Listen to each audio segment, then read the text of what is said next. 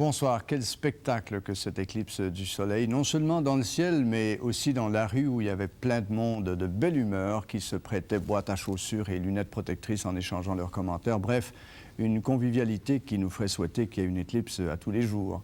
Malheureusement, il n'y en aura pas d'autre avant 30 ans ici. Et heureusement, on craignait le pire, mais les nuages se sont faits somme toute discrets. Rien d'amour. L'éclipse solaire a commencé à 725 km au sud-est de Hawaï et a traversé les États-Unis de part en part pour se terminer finalement au Maroc. Elle a été visible pour la première fois à El Paso, au Texas, puis a suivi une trajectoire sud-ouest-nord-est. Au Québec, on a eu droit à une éclipse partielle, alors qu'un peu plus au sud, on observait l'anneau de feu, puisque la Lune ne masquait pas entièrement l'astre du jour.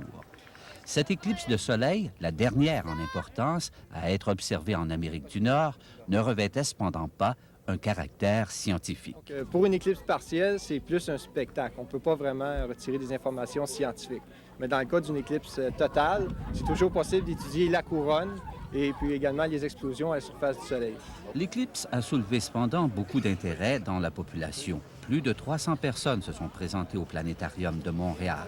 Par ailleurs, certaines écoles, comme l'école Fernand-Seguin, ont profité de l'occasion pour mener des expériences. Mais les contrôles étaient sévères et les élèves sortaient seulement par petits groupes à la fois. On a des parents bénévoles qui vont chercher les demi-groupes, vont les reconduire. J'ai des élèves de 6e année, une dizaine, et il y a moi, plus des parents bénévoles. Donc, c'est presque de l'encadrement 1 pour 1, puisqu'on reçoit entre 12 et 15 jeunes à la fois. Par contre, plusieurs institutions ont fermé leurs portes.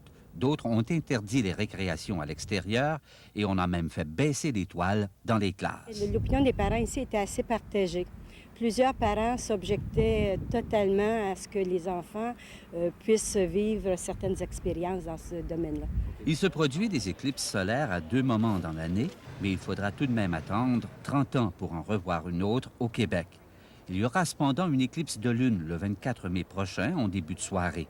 La Terre passera entre le Soleil et la Lune et obscurcira le tiers de notre satellite. Réal d'Amour, à Montréal.